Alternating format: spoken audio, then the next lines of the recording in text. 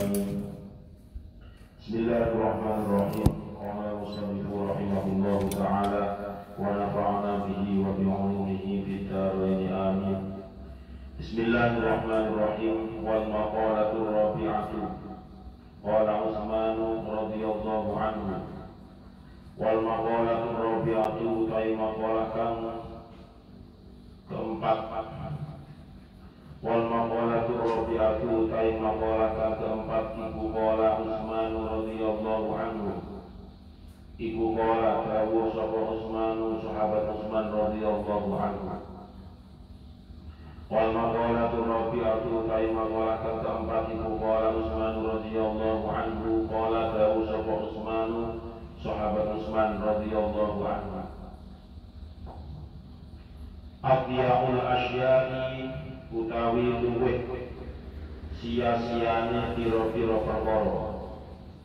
Aqyaul asya'i utawi luweh sia-siane pira-pira perkara. Aitatuse asyadul asya'i, aitatuse asyadul asya'i luweh hadate pira-pira perkara. Aitatuse asyadul asya'i luweh banget pira-pira perkara apane halakan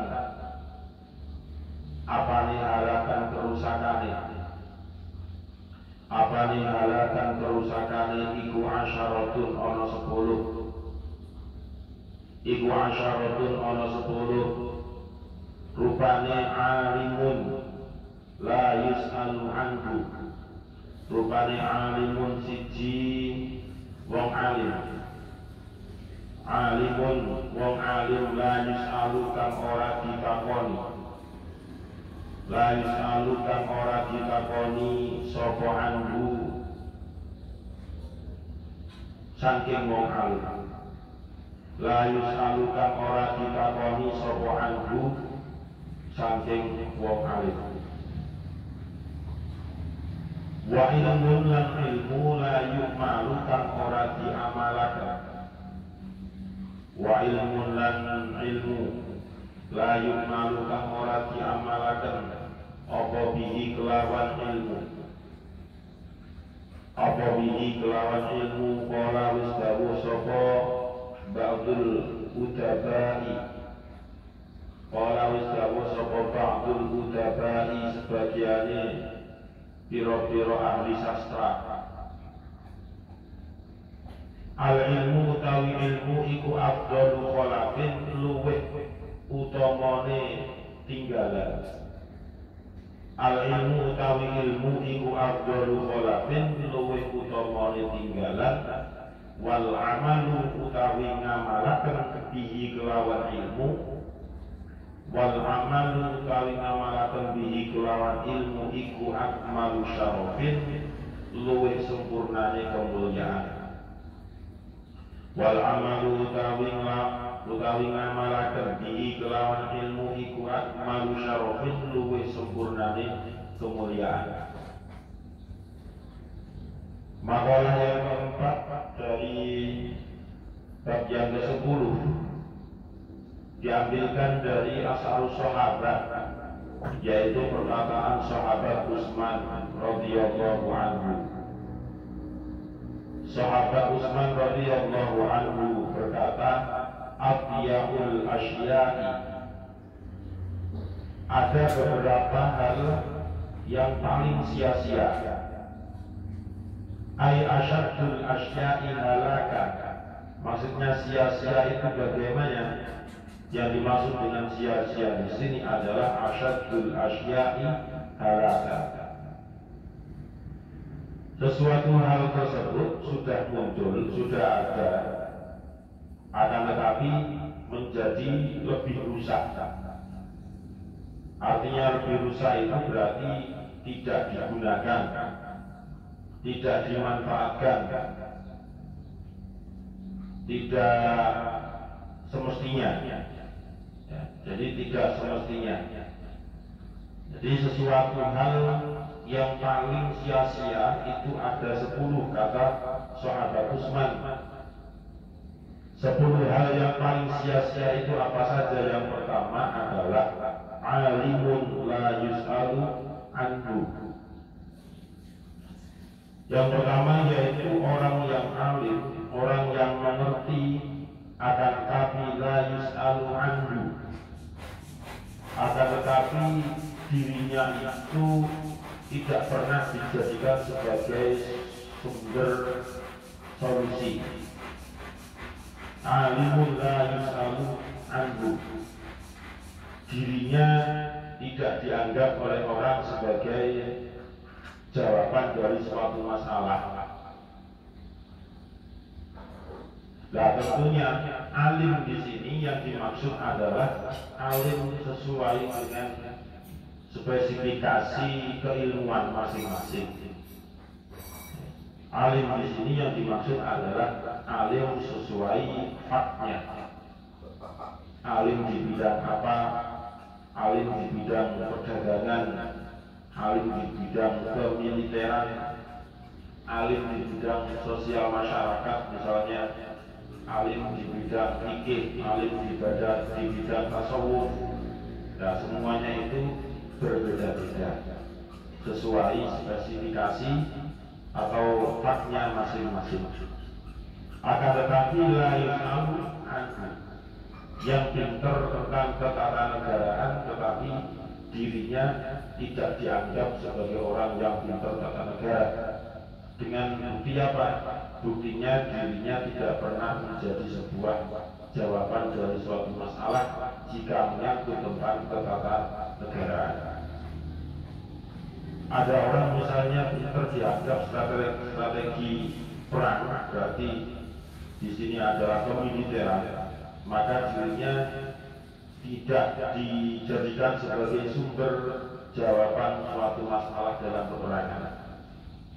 Padahal dia adalah haknya dan seterusnya. Nah, orang yang seperti ini kan berarti sia-sia. Dirinya itu sebenarnya bisa, dirinya itu sebenarnya mampu, akan tetapi tidak digunakan dengan sebaik mungkin. Akan tetapi tidak dimanfaatkan dengan sebaik-baiknya oleh orang yang berada di sekitarnya.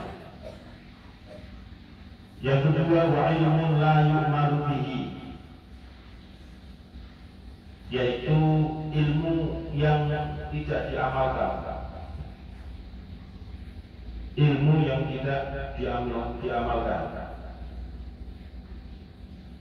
Dirinya mempunyai ilmu sesuai dengan faknya, akan tetapi tidak diamalkan dengan baik. Akan tetapi tidak ditularkan kepada orang yang membutuhkan. Itu juga ilmunya menjadi sia-sia. Jadi yang pertama adalah orang alim, yang kedua ilmunya itu sendiri.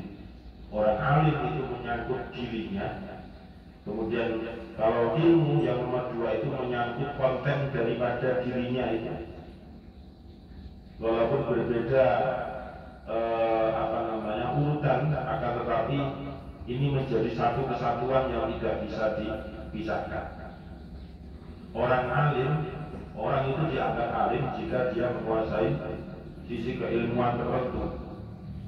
Dan keilmuan yang ada pada dirinya itu yang disebut dengan ilmu. Jadi orang alim dengan ilmu itu tidak bisa dipisahkan.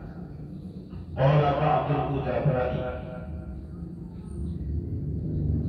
sebagian ahli sastra mengatakan al-ilmu afdalu khalaqin wal amalu bihi akmalu syarafin. Ilmu itu adalah sebaik-baik tinggalan dibanding dengan warisan yang lain, dibandingkan dengan harta, dibandingkan dengan apapun. Ilmu itu adalah sebaik-baik tinggalan. Orang yang punya ilmu kemudian ilmunya itu dimanfaatkan oleh orang lain, ilmunya itu dipelajari oleh orang lain, ilmunya ditularkan kepada orang lain. Seandainya orang yang mempunyai ilmu itu sudah mati, maka ilmunya itu masih tetap hidup di mana-mana, masih bisa hidup di mana-mana, masih dimanfaatkan kemana-mana dan oleh siapapun. Jadi mati itu hanya jasadnya saja, tapi ilmu pengetahuannya masih tetap jalan. Dibandingkan dengan harta tinggalan, maka lebih nyaman, lebih enak itu al-ilmu dibandingkan dengan harta. Kalau harta itu pastinya membutuhkan mufakat, musyawarah dan sebagainya. Kalau ilmu tidak. Wal amalu bihi akmalu syaratin. Dan mengamalkan ilmu itu adalah kemuliaan yang sempurna. Orang yang dapat mengamalkan ilmunya, walaupun ilmu yang dimiliki itu tidak seberapa, ya hanya sedikit tetapi bisa diamalkan, itu jauh lebih sempurna dibandingkan dengan ilmu yang banyak akan tetapi tidak bermanfaat. Ilmu yang banyak tetapi tidak bermanfaat. Jadi mengamalkan ilmu itu adalah sesuatu hal yang paling penting.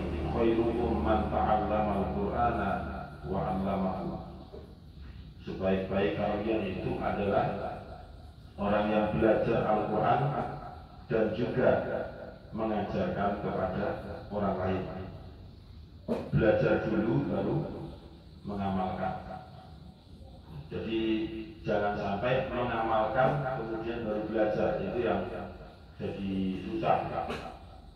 Ketika nanti ditanya tentang hukum A dan sebagainya, bingung nantinya. Akhirnya buka YouTube atau Google.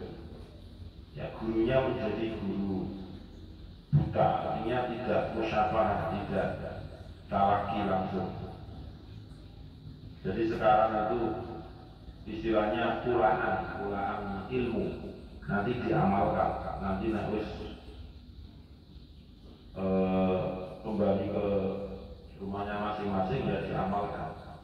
Sekarang itu adalah masa-masanya untuk pulaan supaya dapat ilmu yang banyak dan juga manfaat. Jangan cuma mengandalkan banyak tapi tidak manfaat. Dan kemanfaatan ilmu itu kan disebabkan berbagai macam hal. Kalau dilihat dari sisi tasawuf, ya diantaranya ketaatan, ya diantaranya adalah memuliakan orang yang menyampaikan ilmu, memuliakan ilmu itu sendiri, kemudian tidak maksiat, kemudian tidak melanggar tata tertib. Itu adalah sisi-sisi tasawuf yang masuk ke dalam ranah orang yang mencari ilmu. Nah, sekarang berbicara tentang Al-Quran, karena kita mempelajari Al-Quran sepenuhnya, maka ya bagaimanapun Al-Quran itu adalah sebuah keunggulan bagi kalian. Nek gak iso lebih lancar, itu ya berarti kok piye kate manfaatkan ilmunya ya.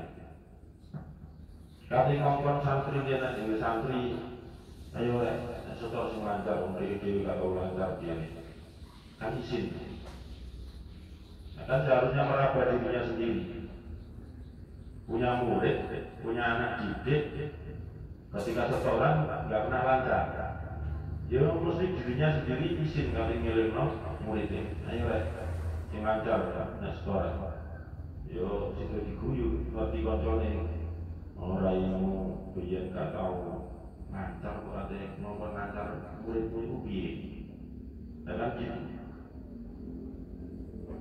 Terus akhirnya terus Qurannya, dirinya sendiri juga dulu tidak pernah terus. Jadi semuanya itu terkadang kembali kepada dirinya sendiri. Ketika dulu pulaan itu piye, oleh melakukan pulaan ilmu itu benih tak ini gak benar, jadi santri pun gak benar, dia meraba dirinya sendiri. Akan tetapi tidak sepenuhnya itu juga terjadi bukan karena istilahnya berlaku hukum malaki dan sebagainya, tidak. Akan tetapi ada beberapa faktor. Ya istilahnya orang santri itu dididik A, dididik B, dididik C. Dalam didikan A itu istilahnya orang sedang mencari ikan di laut pakai jaring itu. Ikan segitu banyaknya, kemudian yang jaring itu pasti kan enggak semuanya dapat. Mesti ada beberapa yang lepas. Jadi keberhasilan itu lebih dominan jika sesuai dengan yang ditentukan. Tetapi kok cara-caranya jaring itu enggak benar gitu misalnya. Cara-caranya mencari ikan itu enggak pas, kurang benar. Pasti akan mempengaruhi kepada hasil. Dan begitu juga kembali kepada Al-Quran itu. Persiapanmu setor, ikuti sejauh saat ini gimana? Wis maksimal belum? Nek cuma ngandalno jam-jam wajib sampai untuk itu lewat manuk nggak akan bisa lancar. Tapi ibu tambahi di luar jam wajib itu dengan jam-jam tambahan sendiri yang tidak ada kewajiban dari pondok, ya pasti akan merasakan lancar. Asalkan beneran, nek gak beneran, ya podo wae. Al-Quran itu dikejar itu lari, ditinggal itu dia ngikuti. Makanya kalau sudah berkecimpung dari Al-Quran dari nol, sekarang ya harus ditemani temenan, untuk setengah-setengah. Nah, proses pulaannya itu harus dibenahi. Orang yang pulaan, istilah pulaan itu belanja, ya. Belajar. Wong nek belanja itu gawe ada, gawe tempatnya itu bocor lagi. Nek bocor tembel. Ya, artinya torikoh cara-cara mencari ilmu itu bagaimana? Kemudian cara-cara menderes itu wis bener tak dulu. Waktumu untuk deres itu seberapa jam? Nah, harus mikirnya ke sana. Wong jam-jam wajib saja kadang tidak sampai maksimal ngajinya, apalagi di luar jam wajib. Apa mana kena alasan kuliah guys, di Al-Quran itu akan digawe hiasan dirinya. Alhamdulillah sudah sampai alaihi Al-Quran teman-teman. Makanya paling enak itu saat dulu kuliah wis mari, iku wis penak. Saat dulu kuliah, pas kuliah gak mari, iku repot. Wara'yun ay tadbirun, wara'yun lan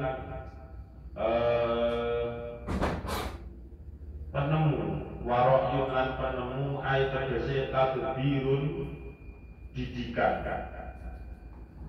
Ay tadbirun tegese didikan sawabun kang bener. Ai tegese tadbirun didikan atau aturan sawabun kang bener, layu qabalu kang ora diterima apa ra'yun. Layu qabalu kang ora diterima apa ra'yun. Yang nomor 3 kata sahabat Utsman, sesuatu yang dianggap sia-sia nomor 3 adalah pendapat yang benar akan tetapi tidak pernah diterima. Pendapatnya itu benar akan tetapi tidak diterima. Dan tidak diterimanya pendapat yang benar itu ada berbagai kemungkinan. Di antaranya ketika menyampaikan itu tidak pada tempatnya. Kemudian kemungkinan yang lain adalah orang yang diberi pendapat itu tidak paham dengan maksud dan tujuan. Kemudian kemungkinan yang lain adalah cara menyampaikannya kurang tepat, sehingga kebenaran yang ada itu menjadi sia-sia. Nah, kebenaran yang dianggap oleh orang itu kan cara menyampaikannya juga harus benar. Cara menyampaikannya harus benar itu contoh hukum Homer itu kan sudah jelas haram. Tapi kalau cara menyampaikannya salah, walaupun itu bersifat benar, tetapi selamanya orang itu akan memahami salah dengan cara mengobrak-abrik misalnya. Itu kan nggak benar cara penyampaiannya. Tapi kalau disampaikannya dengan benar, dengan melalui alur mereka dulu, lama-lama nanti dengan tahapan A, tahapan B, itu lama-lama juga akan diterima, walaupun diterimanya itu tidak 100%. Jadi cara penyampaian hukum itu juga menjadi pertimbangan sendiri. Tidak semua hukum yang dianggap benar itu bisa diterima dengan baik di masyarakat. Keempat, wasilah dan pedagang layus tak malu amora digunakan. Wasilah dan pedang layus tak malu amora digunakan apa silah. Yang keempat yaitu orang yang mempunyai senjata akan tetapi tidak pernah digunakan. Itu juga karena ada beberapa sebab. Karena mungkin senjatanya itu tidak pernah diasah sehingga menjadi tumpul. Orang yang mempunyai senjata itu tidak bisa menggunakannya dengan baik, sehingga tidak digunakan dari senjata itu. Jadi sesuatu yang sia-sia itu perlu dicari sebab musababnya. Mulai dari nomor 1 tadi tentang alim, yang nomor 2 tentang ilmu yang bermanfaat, yang ketiga yaitu pendapat yang benar, dan yang keempat adalah senjata tetapi tidak digunakan. Itu pasti ada sebab musababnya. Kenapa semuanya itu menjadi sia-sia itu pasti ada. Nah, tugasnya itu adalah kembali kepada diri kita sendiri untuk selalu introspeksi diri. Jangan sibuk mencari kesalahan temannya, jangan sibuk mencari kesalahan orang lain. Koreksi diri kita sendiri. Ya, Allahu a'lam bishawab. Al-Fatihah. A'udzu billahi minasyaitonir rajim. Bismillahirrahmanirrahim. Alhamdulillahirabbil alamin. Iyyaka na'budu wa iyyaka nasta'in. Ihdinas siratal mustaqim. Siratal ladzina an'amta 'alaihim ghairil maghdubi 'alaihim waladdallin. Bismillahirrahmanirrahim. Subhanakallahumma wa bihamdika asyhadu an la ilaha illa anta astaghfiruka wa atubu ilaik.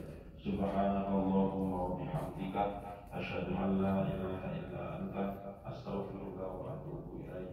Subhanakallahumma wa bihamdika asyhadu an la ilaha illa anta astaghfiruka wa atubu ilaik. Semoga bermanfaat. Assalamualaikum warahmatullahi wabarakatuh.